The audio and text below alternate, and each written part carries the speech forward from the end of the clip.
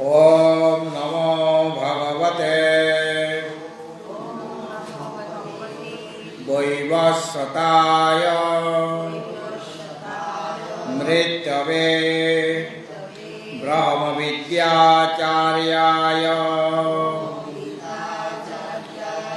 नचिकेतसे च।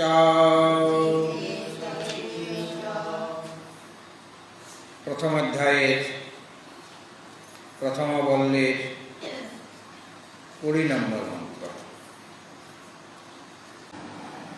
এই শ্লোকে নচিকেতা তার তৃতীয় বরটি চেয়ে নিয়েছেন। কার কাছে? যমরাজের কাছে। শ্লোকটি আমরা মন্ত্রটি আমরা আগে পড়ে নেব। येयां प्रेते विचिकित्सा मनुष्ये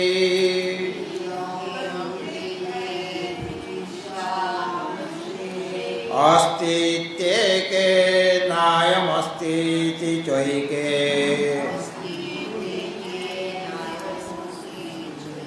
एतद्विद्या मनुशिष्टास्त्वयाः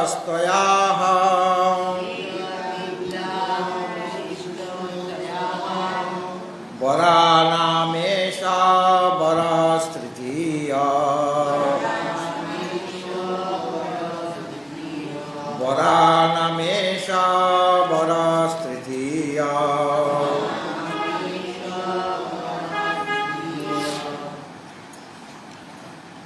নচিকেতা কিভাবে তৃতীয় বরটি চাইছেন, সেই চাইবারও একটা প্রসেস আছে। যেমন তেমন করে চাওয়া যায়, এই আমাকে এই জিনিসটা দাও না, এরকমভাবে চাইলে দেবে? এই জিনিসটা আমার প্রয়োজন ছিল, এটা আমাকে দেবেন। যদি আপনার কাজে না লাগে তাহলে এই জিনিসটা আমাকে যদি দেন তো খুব সুবিধা আছে। তাহলে নরম করে বললে দিয়ে দিবে সব, আর ধমক দিয়ে বললে যা যা।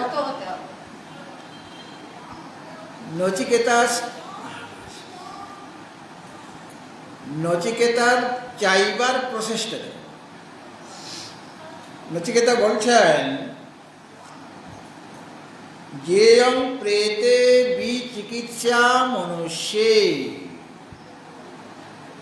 পদ্যে শব্দগুলি এখানে সেখানে আগোছালো থাকে, সেটা সাজিয়ে নিতে হয়, তাই না? সংস্কৃত শ্লোকও যা নিয়ম, অন্যান্য বাংলা কবিতা বা অন্য কবিতাও সে একই। এটাকে দেখুন সাজানো হচ্ছে। মনুষ্যে প্রেতে যেয়ং প্রেতে বিচিকিৎসা মনুষ্যে। ইয়ং ওটা সন্ধি বিচ্ছেদ করলে কি হবে? ইয়া যোগ ইয়ং। সন্ধি বিচ্ছেদ করলে কি হবে? ইয়া যোগ ইয়ং। ইয়া মানে যে, ইয়ং মানে এই। স্ত্রীলিঙ্গে হলে এই, আর পুংলিঙ্গে হলে অয়ং, আর ক্লিবলিঙ্গে হলে ইদম। হ্যাঁ, মনুষ্যে প্রেতে অর্থাৎ মানুষের মরণ হয়ে গেলে পর। এখানে মানুষ বলতে সমস্ত প্রাণীকেই বুঝাবে, কারণ তারা তো কোনো না কোনো লোকে যাবে। হ্যাঁ, মনুষ্যরা যেমন যায় বিভিন্ন লোকে মৃত্যুর পরে, সেরকম অন্য প্রাণী, একটা পিপিলিকা মারা গেল, একটা মশা মারা গেল, তারা তো কোথাও না কোথাও যাবে। প্রত্যেক জন্মে কি সে মশা হয়েই জন্মাবে? এমন কোনো নিয়ম নেই। প্রত্যেক জন্মে একটা পিপিলিকাই থেকে যাবে মহারাজ, তাও নয়। সুতরাং মনুষ্যে প্রেতে সতী মানে মৃতে সতী।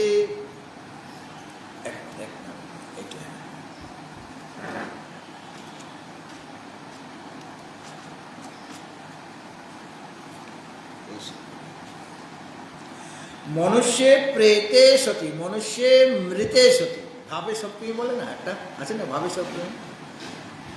সূর্য উদিত হলে পদ্ম বিকশিত হবে, ভাবে সপ্তমী, সূর্য উদিত হবে। সেরকম মনুষ্যে প্রেতে মানে মনুষ্যে মৃতে সতী, মানুষ মারা গেলে পর কি হবে। যেমন সূর্য উদয় হলে কমল বিকশিত হবে, প্রস্ফুটিত হবে। তাহলে মানুষ মারা গেলে কি হবে প্রশ্ন জাগে কিনা, সেই প্রশ্নটা বলছেন ইয়া ইয়ং বিচিকিৎসা। ওই যে ইয়া যোগ ইয়ং করেছিলাম, এই যে বিচিকিৎসা হয়ে থাকে, বিচিকিৎসা মানে সংশয়, বিচিকিৎসা মানে সংশয়। এই যে সংশয়টা হয়ে থাকে, কি সংশয় না অস্তি ইতি একে, এই যে শ্লোকে আছে মন্ত্রে দ্বিতীয় লাইনে অস্তি ইতি একে, অস্তি মানে আত্মা, ওটা বুঝে নিতে হবে। আত্মা অস্তি ইতি একে, কেউ কেউ বলেন যে আত্মা মানে পরলোকগামী আত্মা থাকেন।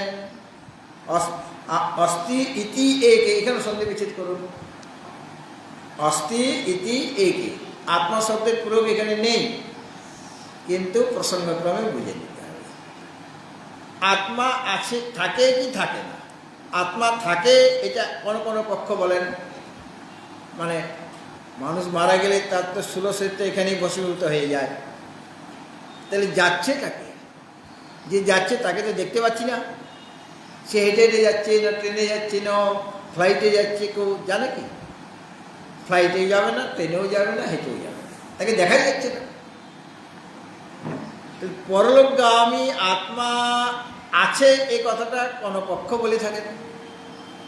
আর কেউ বলেন ন অয়ম অস্তি ইতি একে, আত্মা শব্দ পুংলিঙ্গ, এই জন্য অয়ম, অয়ম মানো এই, ইয়ং মানো এই, বিচিকিৎসা স্ত্রীলিঙ্গ, এই জন্য ইয়ং মনে রাখতে হবে। হ্যাঁ, সেইভাবে প্রয়োগ। ব্রহ্ম শব্দ ক্লিবলিঙ্গ, এই জন্য ইদং ব্রহ্ম।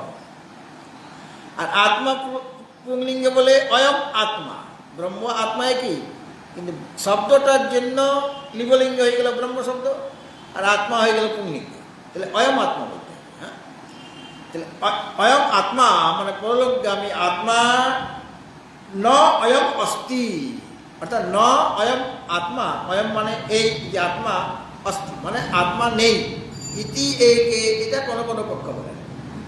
আরে দুইটা পক্ষ হয়ে গেল। একজন বলছেন যে মৃত্যুর পরে পরলোকগামী আত্মা থাকেন, আরেকজন বলছেন মৃত্যুর পরে পরলোকগামী আত্মা নাই, মানে থাকে না। তাহলে সংশয় হয়ে গেল আমার। সংশয় হওয়াতে এটা সংশয়কে দূর করতে হবে। সংশয় কে দূর করবে? গুরু দূর করবেন।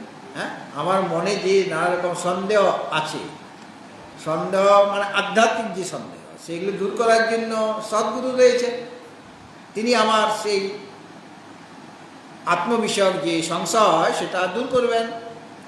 এই জন্য বলছেন আপনি আমার সংশয় নাশ করার, আপনি একজন উপদেশক, দেশিক। গুরুর এক নাম হলো দেশিক, যিনি দেশ করেন। দেশ মানে দয়ে একার তালবস, আর দয় বই একার মধ্যে হলে বিদ্বেষ করা, ঈর্ষা করা, আর দয় একার তালবস হলে দেশ করা মানে উপদেশ করা। এই জন্য তিনি উপদেশ করেন, অর্থাৎ দেশ করেন বলে তার গুরুর এক নাম হয়ে গেল কি? দেশিক। আছে না, বিদিতাখিল শাস্ত্র সুধা জলধে, হ্যাঁ, শঙ্কর দেশিক মেষ, শঙ্কর দেশিক, শঙ্কর যে গুরু, মে শরণম, তার আমি শরণ নিলাম, বা তিনি আমার রক্ষা করতে।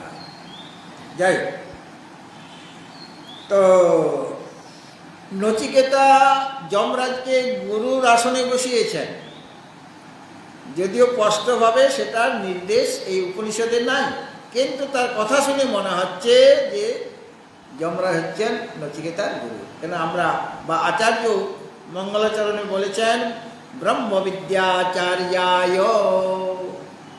ব্রহ্মবিদ্যার আচার্য তিনি বৈবস্বতায়, তিনি ভগবান। হ্যাঁ, সব ঐশ্বর্য তার মধ্যে রয়েছে। কি দেখে বোঝা যায় না, তিনি বলেছেন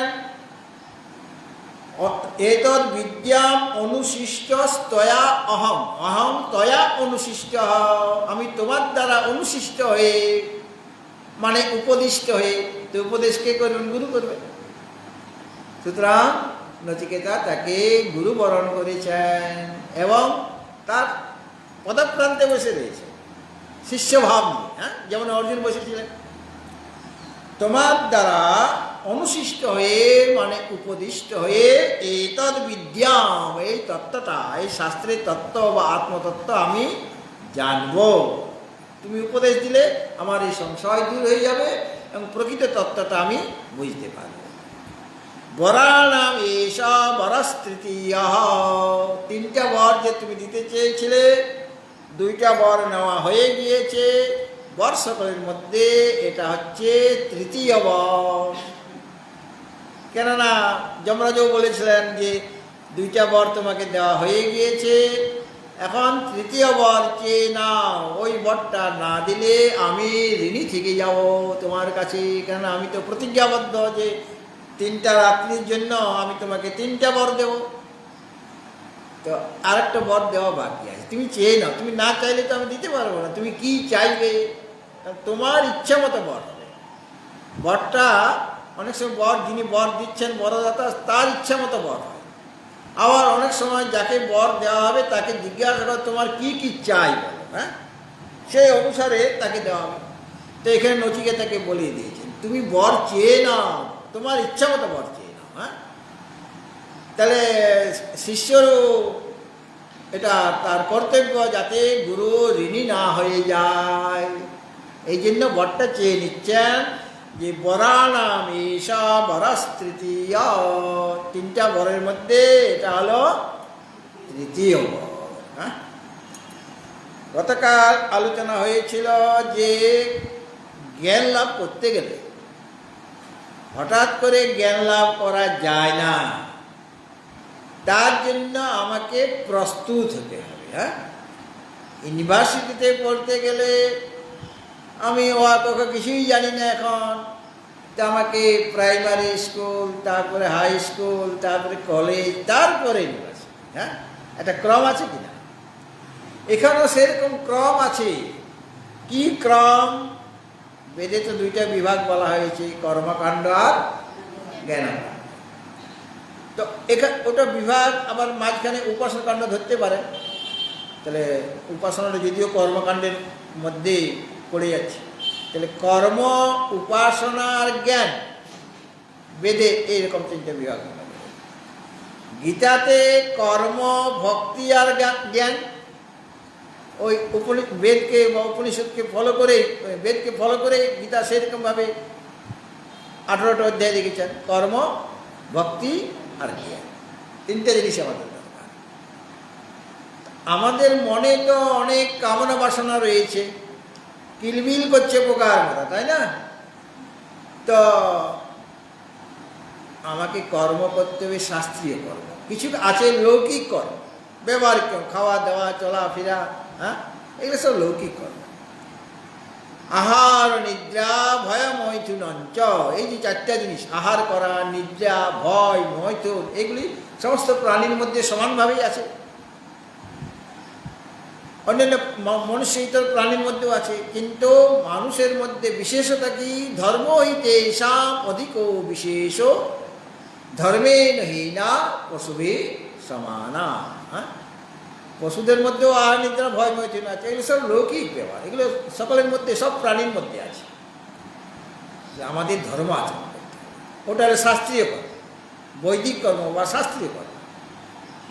সুতরাং এই যে কামনা বাসনা আমাদের তো আছে, কাজেই বেদমাতা সেখানেও বলে দিয়েছে যে তোমার মধ্যে যদি কামনা বাসনা থাকে তাহলে পর সেই কামনা বাসনা পূর্তির জন্য এইরকম কর্ম করো। তোমার কি কামনা আছে, কি চাইছে, সেই অনুসারে কর্মটা করো। বলা আছে পুত্র চায় তো পুত্রের যজ্ঞ করো, বৃষ্টি চায় তো কারিনী যজ্ঞ করো, সব কথা লেখা আছে। হ্যাঁ, সর্বভয় তা দূর করার জন্য আছে। তোমার কন্যা নাই তো মাটি যজ্ঞ থেকে কন্যা বেরিয়ে আসবে। হ্যাঁ, এরকম পাওয়া গেছে কিনা? হ্যাঁ, দ্রৌপদী, তাই তো? হ্যাঁ, হ্যাঁ, সীতা তো মাটি থেকে বেরিয়েছে, লাঙ্গলের ফলা থেকে বেরিয়েছে। হ্যাঁ, শুনে তাহলে সব রকম কামনা বাসনা পূর্তির, মানে সব রকমের কামনা বাসনা পূর্তির উপায় বলা আছে। বেদের মধ্যে, শ্রুতির মধ্যে বলা আছে। যাদের মনে কামনা আছে, বাসনা আছে, তারা সেগুলো করবে সকাম হয়ে। কিন্তু সেই সকাম হয়ে কর্ম করলে কি হবে? আমরা সংসারে আরো বেশি জড়িয়ে যাব, আবদ্ধ হয়ে যাব, তাই তো? মনটার মধ্যে আরো কালিমা লেগে যাবে, অঞ্জন লেগে যাবে। অঞ্জন মানে, অঞ্জন দেখেছ? কোনোদিন অঞ্জন লাগিয়েছিল? অঞ্জন মানে কাজ, জ্ঞান অঞ্জন শলাকায়া। অঞ্জন শব্দের অর্থ কি? বিয়ের সময় কাজল লতা পেয়েছিলে? আছে? আগেকার দিনে কাজল নিজেরা বানাতো, মায়েরা বানিয়ে নিত। এখন তো সব ওসব বানানো ছাড়ো, বাজারে পাওয়া যায় কাজল। কিন্তু সেটার মধ্যে কি দিয়ে বানিয়েছে ভগবান জানে। চোখে লাগাতে গিয়ে চোখ খারাপও হয়ে যেতে পারে। বাচ্চাদের তো লাগানো একদম নিষেধ, ওই বাজারের কাজে। ওইগুলি ঘৃত প্রদীপ যে আছে, জানো তো ঘৃত প্রদীপ? সেই ঘৃত প্রদীপে ওই যে কাজলতাটা আপনাকে বিয়ের সময় দেওয়া হয়েছে, ওইটা মাঝখানে তো একটু গর্তের মতো আছে কিনা, ওইটার মধ্যে একটু ঘি লাগিয়ে নেন। হ্যাঁ, আমি জানি আর কি বলছি, মায়েদের করতে দেখছি। ঘি লাগিয়ে নিলেন, তারপরে আবার ঘিয়ের ওটা হচ্ছে প্রদীপটা ঘিয়ের প্রদীপ, মানে অন্য প্রদীপ হলে চলবে না। সরষের তেলের প্রদীপে কালিটা মানে ভয়ঙ্কর পড়ে। আর যদি কেরোসিনের প্রদীপ হয় না, বাবারে কালিতে আপনার চোখে মুখে ঢুকে যাবে। হ্যাঁ, ঘৃত প্রদীপের কালি হয় খুব সামান্য, ওই কালিটা জমবে ওখানে। আপনি উল্টো করে দেখে দেবেন ওই শিখাটার উপরে। তারপরে ওটা তো দুইটা পাট কিনা, কাজের লতাটা দুইটা পাট, নিচেরটায় গর্ত আছে, তারপরে ওটা ঢাকনি আছে যাতে করে ময়লা টয়লা লেগে না যায়। হ্যাঁ, তারপরে দেখবেন ওটা ওই কালিতে ভর্তি হয়ে গেল, ওটা হলো কাজল। তারপরে ওটা বন্ধ করে দিলেন। তারপরে প্রয়োজন মতো আপনি একটুখানি ঘি লাগিয়ে নেন, খুব সামান্য লাগাতে, কারণ ঘি তো আপনি আগেই লাগিয়ে নিয়েছেন, প্রয়োজনে একটু ঘি লাগিয়ে তারপরে সুন্দর করে লাগিয়ে নেন। হ্যাঁ, এইটা শুদ্ধ। তো এটাকে আবার কালিমাও বলা হচ্ছে। অঞ্জন মানে কাজল বটে, আবার কালি, ওটা কোনো কালি। তো সকাম কর্ম করলে হবে কি, ওই কালিমা পড়ে যাবে। কোথায় পড়বে? হৃদয়ে। কেননা আমার ভোগ করার স্পৃহা আছে, আর ভোগ করলে পরেও ভোগের তৃপ্তি কোনোদিন হবে? রাজা যযাতি বলেছিলেন, ন জাতু কাম কামানাম উপভোগে ন সাম্যতি অভিশাপ কৃষ্ণ বর্তমেব ভূয় এব অভিবর্ধতে। ন জাতু কাম কামানাম উপভোগে ন সাম্যতি। অর্থাৎ কাম মানে ভোগ বা ভোগ্য পদার্থ নয়, তো কামানাম মানে ভোগ্য বস্তু ভোগের দ্বারা ভোগ স্পৃহাটা ন সাম্যতি মানে শান্ত হয়, বরং প্রতিদিন বেড়ে যায়। ন জাতু কাম মানে ভোগ, কামানাম উপভোগে ন ভোগ্য বস্তু ভোগের দ্বারা ন সাম্যতি, ওই নটা আগে লাগানো আছে। কীরকম ভাবে বেড়ে যায় দৃষ্টান্ত দিয়েছেন, হবিষা কৃষ্ণ বর্তম ইব। হবি মানে ঘৃত, আর কৃষ্ণ বর্তম মানে হচ্ছে অগ্নি। সে অগ্নিতে ঘৃত আহুতি যদি দেওয়া হয়, তাহলে পর অগ্নি কোনো সময় বলবে অনেক ঘি খেয়েছি, আর দরকার নেই, বলে কি? বরং ঘৃতর জন্য আরো স্পৃহা বেড়ে যায়, দাদা করে জ্বলে উঠবে, আরো দাও আরো দাও। এই জন্য একবার অগ্নিমান্দ্য হয়ে গেল। আমাদের যদি হজম না হয়, আমরা বলি অগ্নিমান্দ্য হয়েছে আগেকার ভাষায়, বর্তমানে বলে না, অগ্নিমান্দ্য। বা কবিরাজের কাছে যাবেন, তারা বলে আপনার অগ্নিমান্দ্য হয়েছে, মানে অগ্নিটা মন্দ হয়ে গেছে। ভিতরে তো আগুন আছে, তো সেই আগুনটা ঠিকভাবে মানে পরিপাক করতে পারছে। কেন? ঘি বেশি খাওয়া হয়ে গেছে। মানে ঘি মানে এখানে আহুতি আমরা কি দিই? মুখ দিয়ে তো আহুতি দিই কিনা প্রতিদিন, জান তো? সকালে ঘুম থেকে উঠে চা বিস্কুট টিফিন, তার ঠুসে তাহলে যদি বেশি হয়ে যায়, তাহলে অগ্নিমান্দ্য হবে কিনা? ওই অগ্নি, তার অগ্নিমান্দ্য, মানে এমন একজন যজ্ঞ করেছিলেন, মানে অগ্নিকে আর রেহাই দিচ্ছে, তার অত ঘি খেয়ে অগ্নিমান্দ্য হয়ে গেছে, পেট খারাপ হয়ে গেছে। হ্যাঁ, অগ্নিমান্দ্য মানে পেট খারাপ। তাহলে পর দেখুন, যতই আমার পেট খারাপ হোক তথাপি আমার খেতেই হবে, মানে ভোগ করতেই হবে। হ্যাঁ, কেননা আমার অগ্নিবান্ধ হয়ে যাচ্ছে, মানে নানা রকম রোগ হয়ে যাচ্ছে। হ্যাঁ, আমি যদি ভোগ্যবস্তু ভোগ করি তাহলে কি হবে?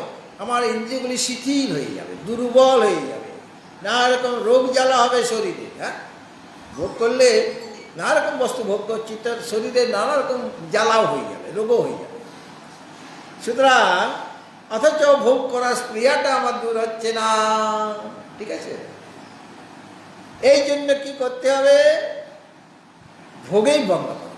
হ্যাঁ, কারণ ভোগের দ্বারা ভোগ করার যে স্প্রিয়াটা দূর হয় না, অর্থাৎ কামনা রহিত হও, তবে গিয়ে তুমি শান্তি পাবে। হ্যাঁ, একটা পাখি একটা কোনো মাংসের টুকরা পেয়েছে, সেই টুকরাটা মুখে নিয়ে সে উড়ে যাচ্ছে, কোনো গাছের মধ্যে বসে সেটাকে খাবে।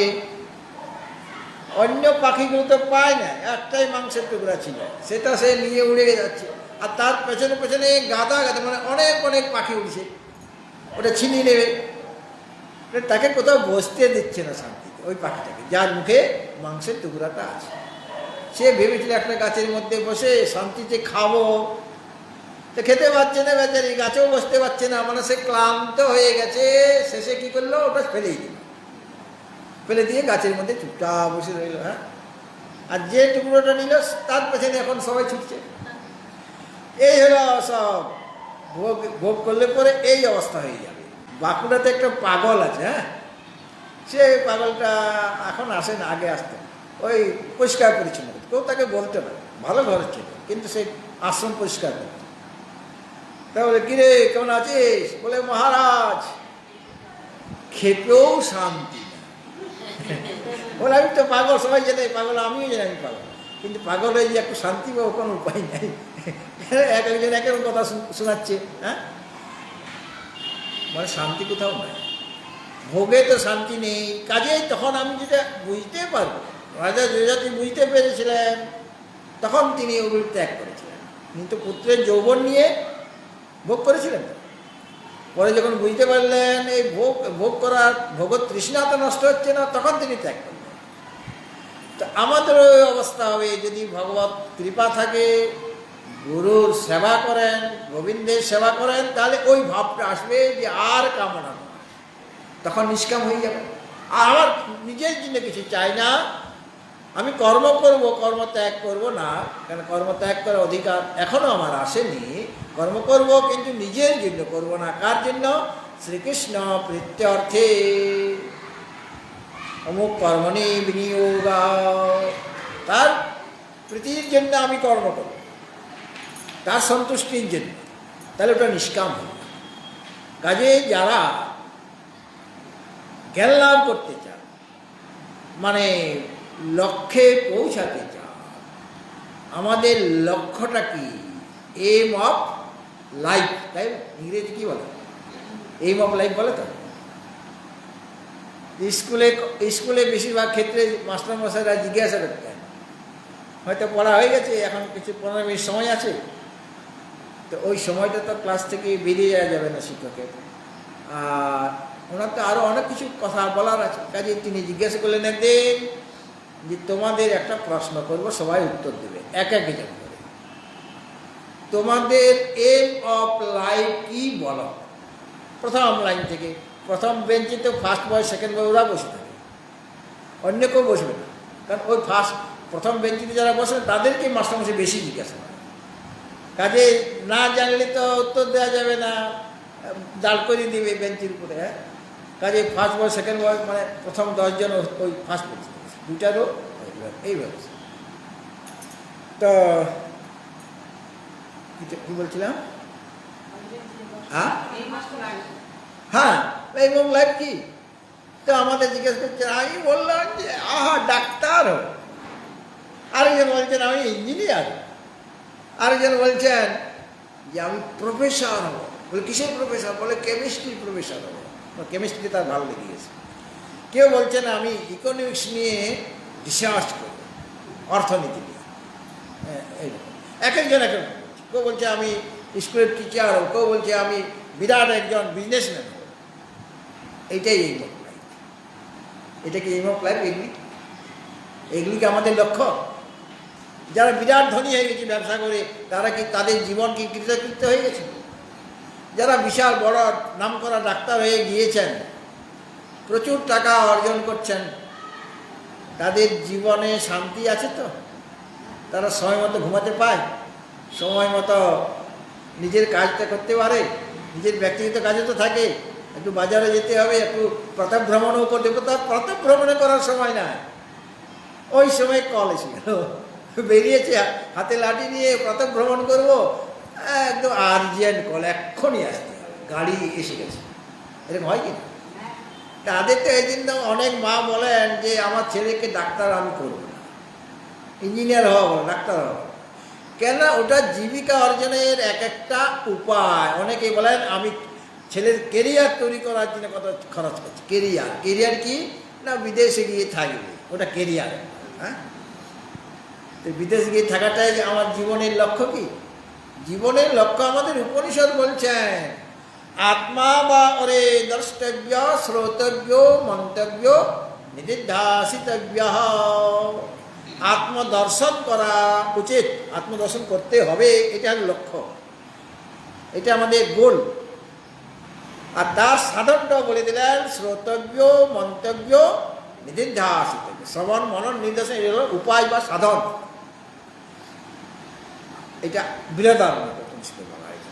আর মুন্ডক উপনিষদে কি বললেন? প্রণবো ধনু সরো হ্যাত্মা ব্রহ্মতল্লক্ষ্যমুচ্যতে অপ্রমত্তেন বেদ্যব্যম সর্বতন্ময়ো ভবেৎ। হ্যাঁ,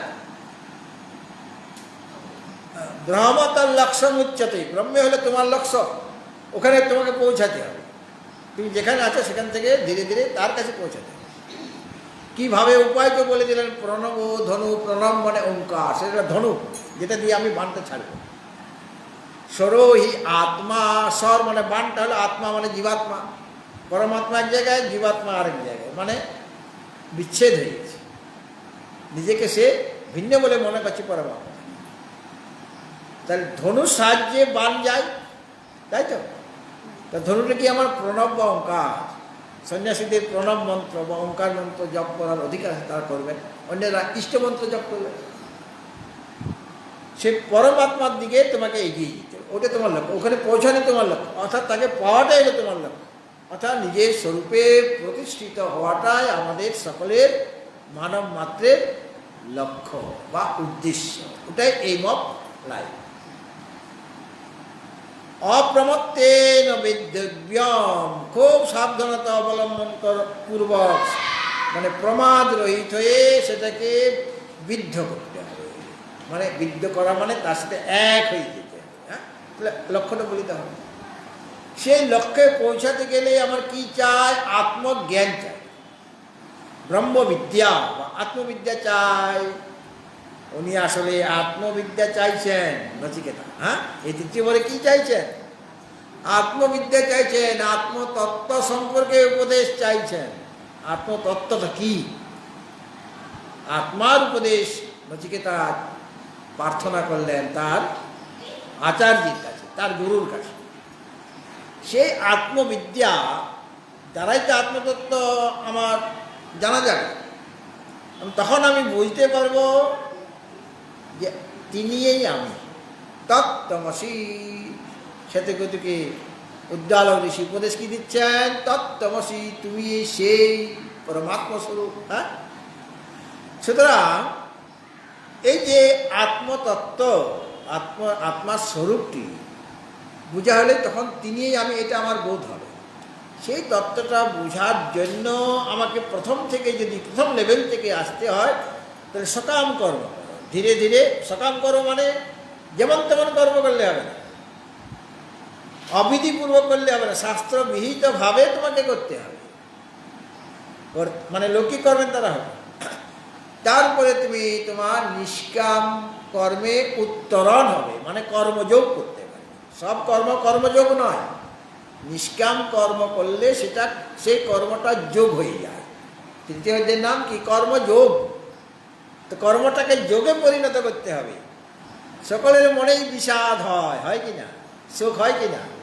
সকলের বিষাদ কি যোগ বটে?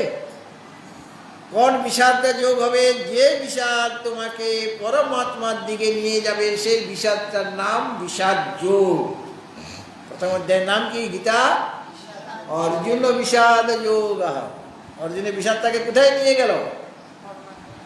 পরমাত্মা দিকে নিয়ে গেল। সর্বধর্মান পরিত্যাজ্য মামেকং শরণং ব্রজ অহং ত্বাং সর্বপাপেভ্যো মোক্ষয়িষ্যামি মা। সেখানে নিয়ে গেলেন, আত্মবুদ্ধার দিকে নিয়ে গেলেন। সুতরাং আমাকে কর্মযোগ করতে হবে। কর্ম আর জ্ঞান। কর্ম আমাকে কিছু দূর অবধি নিয়ে যাবে, একদম লক্ষ্য অবধি পৌঁছাতে পারবে না। কতদূর নিয়ে যাবে? কর্ম আমার মনটিকে শুদ্ধ করে দেবে। কর্মের কাজ কি? মনটিকে শুদ্ধ করে দেওয়া। কেননা ওই গীতাতেও বলা হয়েছে যে যজ্ঞ দান তপ কর্ম ন ত্যাজ্যমিতি চাপরে।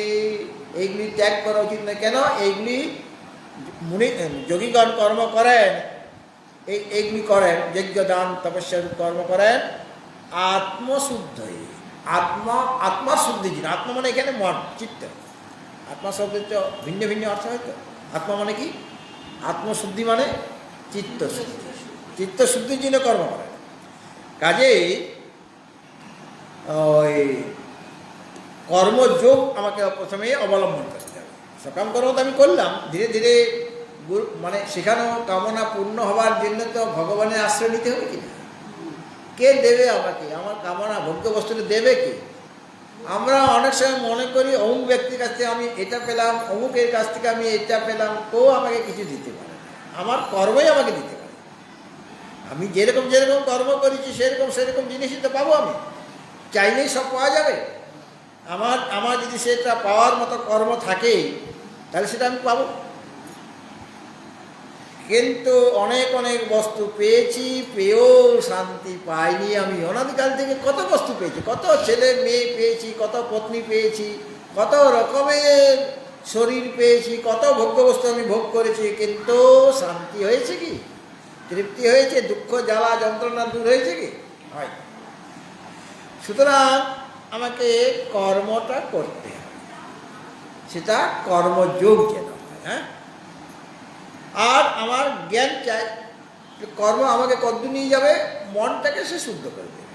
এটাই তার মানে ওইটুকু সে করতে হবে, তার বেশি সে করার ক্ষমতা নেই। মানে একদম ডাইরেক্ট লক্ষ্যে আমাকে নিয়ে যাবে। লক্ষ্য তো সে পরমাত্মা বা ব্রহ্ম, সেখানে অবধি পৌঁছাতে পারো, কিন্তু আমাকে অধিকারী করে দেবে। হ্যাঁ, কীভাবে অধিকারী করবে? আমার মনটিকে পবিত্র করে দেবে। এখন পবিত্র হৃদয় মানে আমার মনে করুন হরিদ্বারে যাব, আমার কাছে যদি টাকাই না থাকে, যদি আমি টিকিটেই না করি, তাহলে আমি হরিদ্বারে গাড়িতে আমাকে উঠতে দেবে? আমার টাকা চাই, টাকা থাকলেই হবে না, আমাকে টিকিট করতে হবে, তারপরে স্টেশনে যেতে হবে, তারপরে গাড়িতে ওঠা। আর ওই যে টিকিটটা আমি করেছি তবে গিয়ে আমি গাড়িতে বসার পারমিশন পেলাম। তার আগে পার এখন বসতে পারলে তারপরে তুমি যদি মাঝখানে নেমে না যাও তাহলে হরিদ্বারে বসে যাবে। আর যদি জল আনার জন্য এক বোতল জল আনি, জল আনতে গিয়ে এদিকে ফুল গাড়ি ছেড়ে দিয়েছে, আর আপনি ওইখানে বসে বসে হাই হাই করছেন, আর সব মালপত্র আপনার গাড়িতে রয়ে গেছে। হ্যাঁ, এরকম হয় কিনা? অনেক সময় হয়ে যায়। যাই হোক, তো আমার কর্ম মানে চিত্তশুদ্ধি, এটা হলো তার একমাত্র মানে ফল। শুধু চিত্তশুদ্ধি মানে মন একাগ্র করবে আর আমার বুদ্ধিকে তীক্ষ্ণ করবে, তাই তো?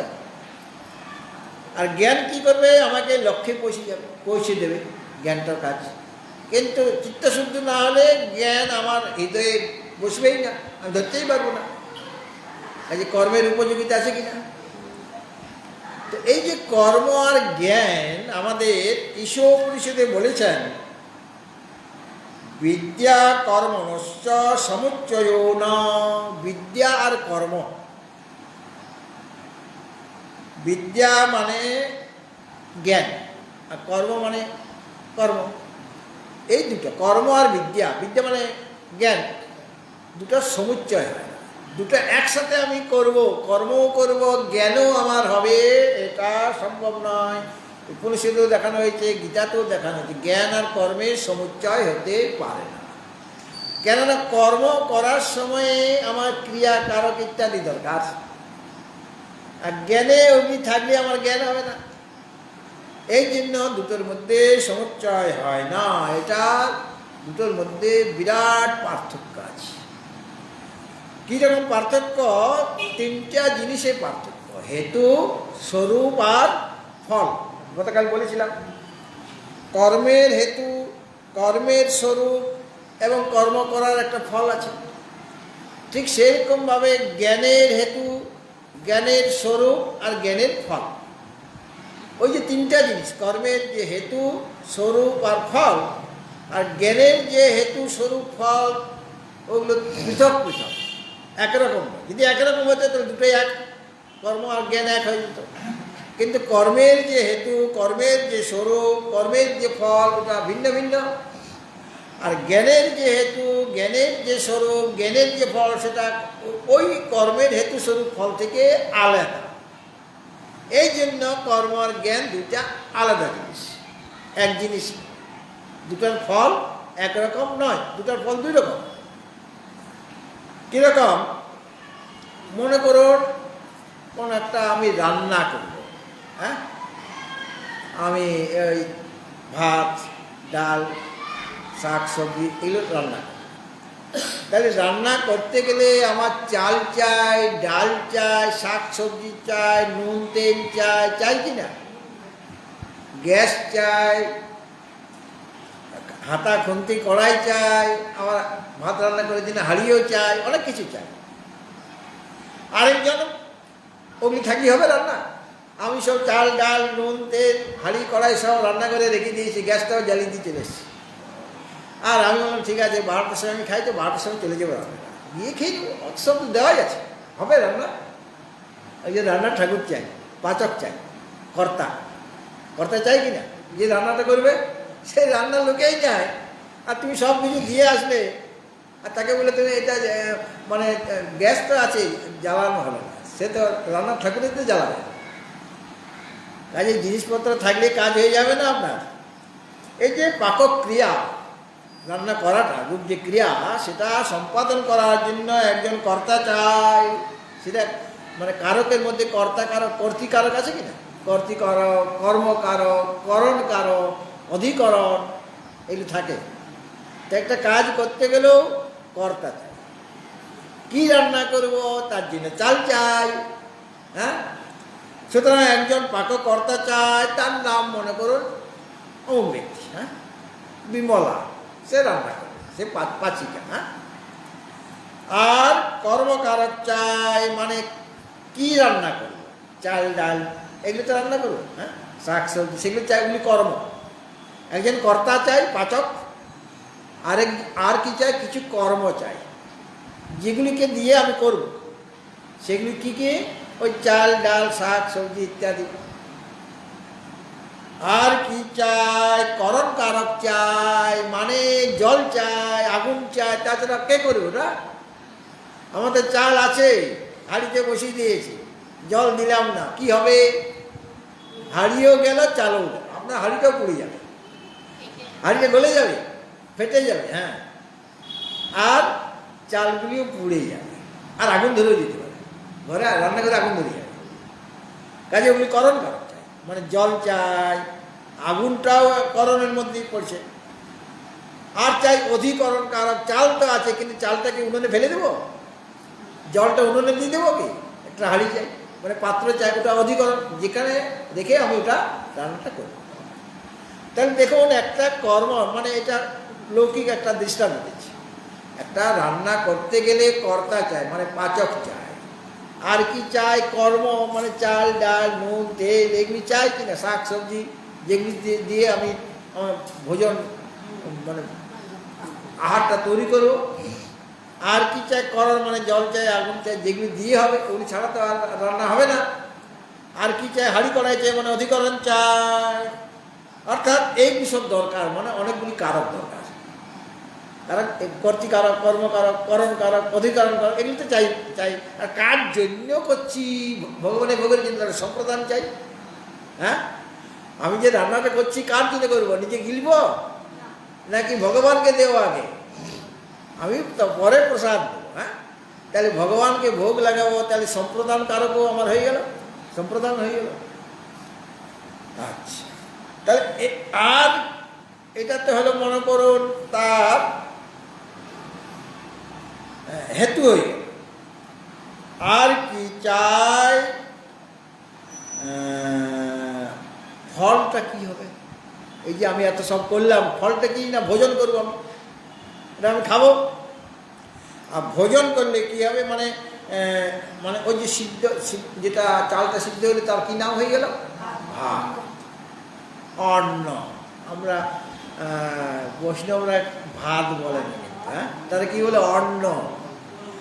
আর আমরা তাদের জায়গায় 2 দিনের বৈরাগী হয়ে ভাতকে কয় অন্ন, এরকম বলে কিনা ঠাট্টা করে?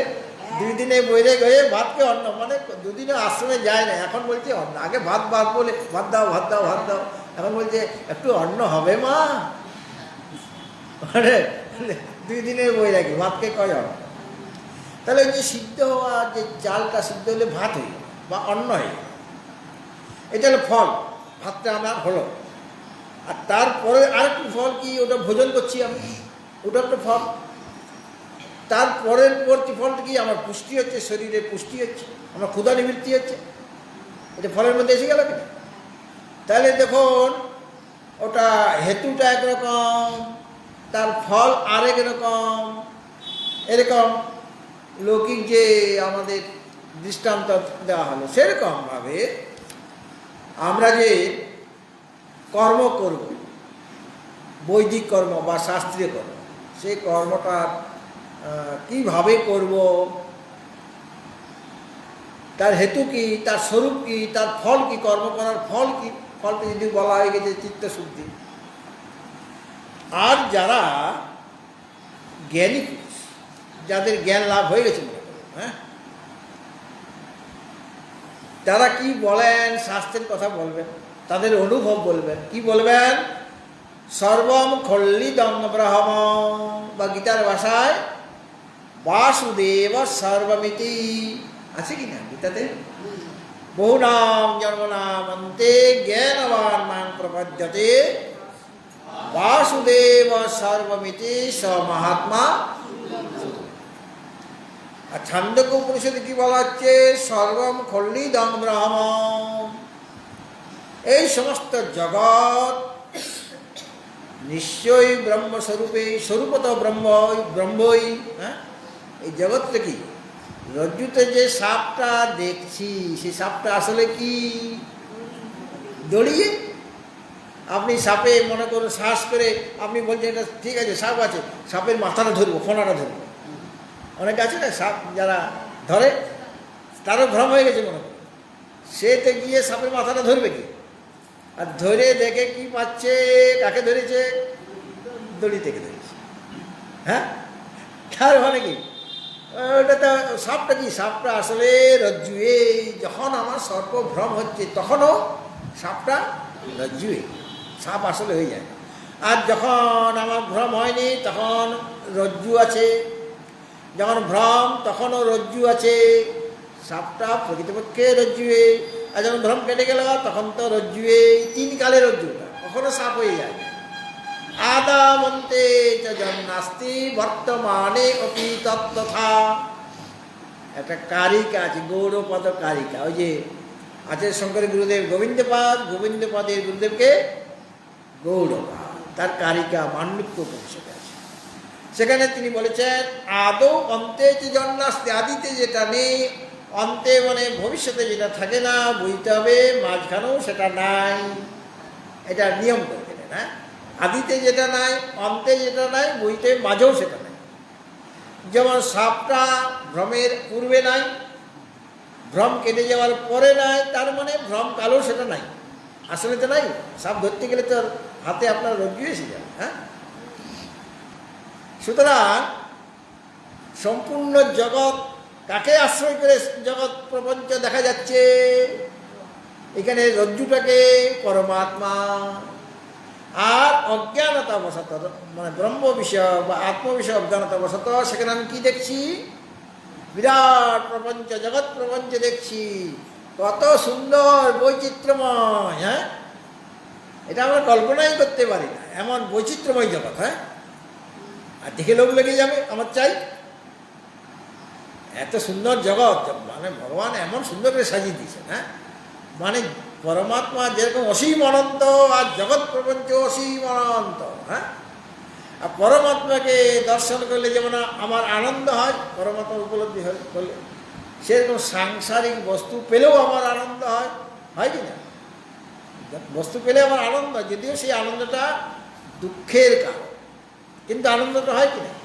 আমার অমুক জায়গায় অমুক ফ্ল্যাট, অমুক জায়গায় তমুক ফ্ল্যাট। হ্যাঁ, আমি তো গর্ব করে অহংকার করে বলতে পারি। হ্যাঁ, কিন্তু সেই ফ্ল্যাটে আমাকে ঢুকতে দেয় না ছেলেটা। আমি ফ্ল্যাট কিনেছি, কি টাকা তো আমার, কিন্তু আমার ছেলেরা বলে, বাবা এর দিকে যাবেন না, আপনি সবসময় খক খক করে কাশেন, আর যেখানে সেখানে থুতু ফেলে দেন, তাহলে আমার কাস্টমারগুলি পালিয়ে যাবে। আমার যারা কাস্টমার না ওই ফ্ল্যাটে থাকে, কেউ আমার কাছে আসবে না, আমার দোকান বন্ধ হয়ে যাবে, আপনি সাবধান যাবেন না। বলতে তাহলে এই ফ্ল্যাটে থাকে? বলে এই ফ্ল্যাটে নিচে নিচে নিচে নিচে ওই যে যেখানে গ্যারেজটা আছে না, গাড়ি রাখি, ওখানে একটা ছোট্ট রুম করে দেওয়া আছে তোমার জন্য। বলে বাথরুম নাই, কিছু নাই। বলে বাথরুম তুমি আর একটা তোমাকে ছোট্ট করে দেবো, বেশি বড় করতে হবে। হ্যাঁ, এই অবস্থা। কারণ ওই একই অবস্থা, মানে ধন সম্পত্তি সব অর্থম অনর্থম ভাবয় নিত্য মাতা, অর্থটা অনর্থের। তো যাই হোক, সর্বম খল্লিদং ব্রহ্ম মানে সমস্ত জগৎ স্বরূপত ব্রহ্ম, এটা বলা হয়েছে। আর কি বলা হচ্ছে?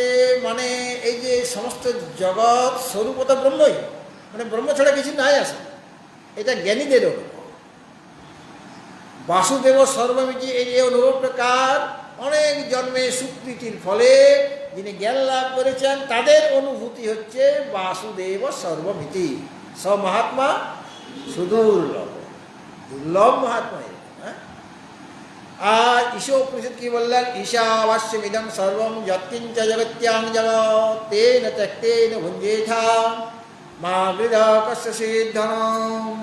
হ্যাঁ, ঈশা মানে পরমেশ্বরের দ্বারা, ঈশা বাস্যম মানে আচ্ছাদনীয়, আচ্ছাদন করে কি? ইদং সর্বম, ঈশা বাস্যম ইদং সর্বম, সব কিছু। কি সব কিছু বলতে কি? যৎকিঞ্চ জগত্যাং জগৎ, জগতে যা কিছু জগৎ আছে। ভাষাটা শুনুন, উপনিষদের ভাষা।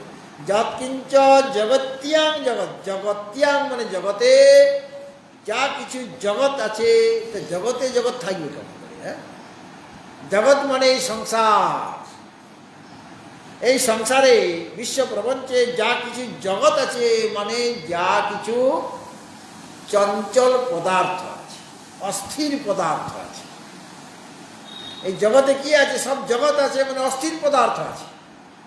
অস্থির পদার্থ মানে সব বিনাশ, এই আছে তো এই নাই। আর কার কখন জন্ম হচ্ছে, তো কিছুদিন পরে সে মারা যাচ্ছে।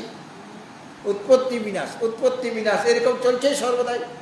আমরা মনে করছি আমার উৎপত্তি অন্তত 100টা বছর তো কাটিয়ে দেব, মনে মনে এটা আমরা ভেবে রাখি কিনা যে 100 বছর। আচ্ছা, 100 বছর আপনি টিকে গেলেন, মহাকালীর তুলনায় ওই 100 বছর কদিন? হ্যাঁ, সামান্য বিন্দু মাত্র। মানে একটা তপ্ত লোহের মধ্যে এক বিন্দু জল ফেললে যতখানি থাকা যায়, জলটা যতখানি থাকে ততখানি আমরা আছি। এই সংসারে কত লোক এলো, কত লোক গেল, সবাই বলছে এটা আমার জায়গা, এটা আমার জমি, এটা আমার বাড়ি। আর সেই বাড়ি থেকে আরেকজন এসে বলছে এটা আমার বাড়ি, সেই জমি থেকে আরেকজন এসে বলছে এটা আমার জমি, সাবধান, ওই জমিতে আমি চাষ করবো, তুমি চাষ করতে পারবে না। আর তোমার 14 পুরুষ আগে সেই জমিটা অন্য একজনের ছিল, সে বলতে তখন ওই জমিটা আমার। আর কয়েকটা পুরুষ পরে আরেকজন এসে বলছে ওই জমি আমার, সে কিনে নিয়েছে মনে করবে, বা পরম্পরা ক্রমে তাদেরই বংশধরে কেউ পেল, কিন্তু মালিক আলাদা হয়ে গেছে, জমির মালিক। আর উৎপত্তি বিনাশ এরকম সব পদার্থে আছে, কাজে সব পদার্থ অস্থির মানে বিনাশী। এই জগত্যাং জগৎ মানে জগতের মধ্যে সংসারে যা কিছু অস্থির পদার্থ আছে সেইগুলিকে পরমেশ্বরের সত্তার দ্বারা ঢেকে দাও, আচ্ছাদন করে দাও। মানে সর্বত্র কি দেখবে? পরমেশ্বরকে দেখবে সর্বদা সর্বত্র। আত্মদর্শনে যা কিছু জগতের মধ্যে, জগৎ দেখছো কিন্তু তুমি কাকে দেখছো? আসলে জ্ঞানীগণ কাকে দেখেন? জগতের মধ্যে জগন্নাথকে দেখেন। হ্যাঁ, বিশ্বের মধ্যে বিশ্বনাথের দর্শন হয় তাদের। সুতরাং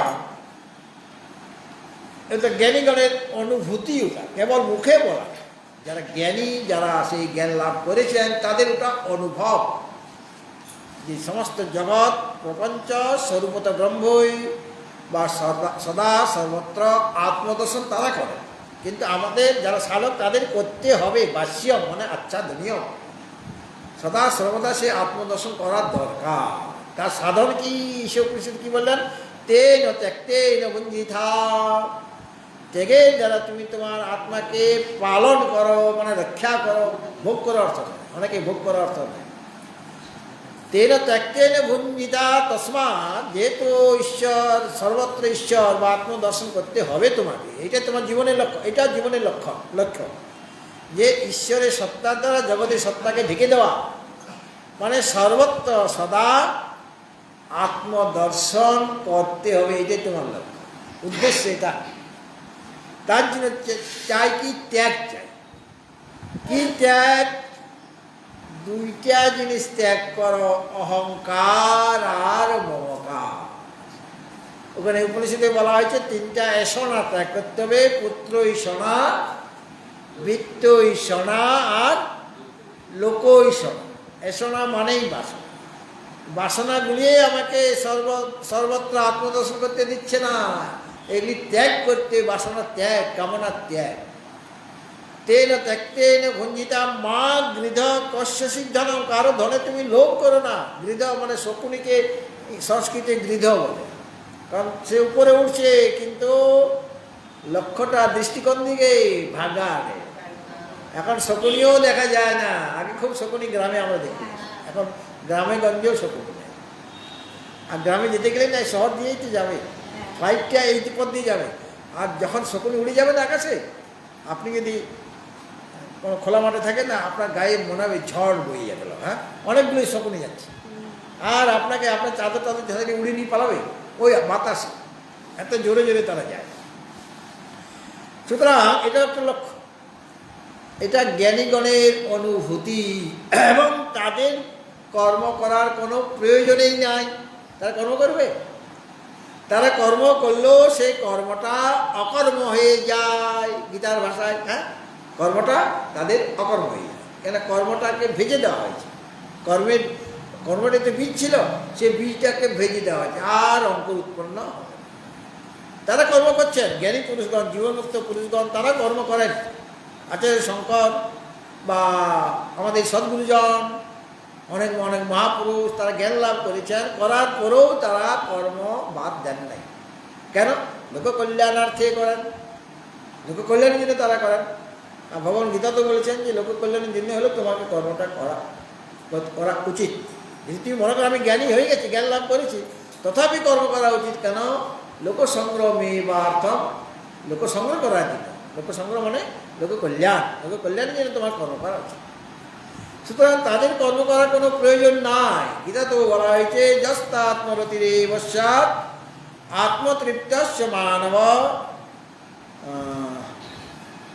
আত্মতৃপ্তস্য মানব, যস্তাত্মরতিরেব স্যাৎ আত্মতৃপ্তস্য মানব আত্মন্যেব চ সন্তুষ্টস্তস্য কার্য ন বিদ্যতে। তাদের কার্য করার, কর্ম করার দরকার। তারা কৃতকৃত্য হয়ে যাবে।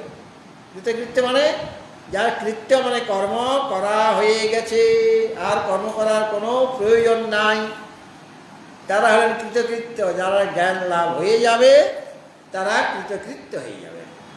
যাই হোক, আমি কেবলমাত্র প্রশ্নটা মানে ইয়েটা তুললাম। কর্মের হেতু স্বরূপ ফল একরকম, আর জ্ঞানের হেতু স্বরূপ ফল ভিন্ন। এই জন্য কর্ম জ্ঞান দুটা আলাদা আলাদা জিনিস। এটা আবার আগামী বুধবারে আলোচনা।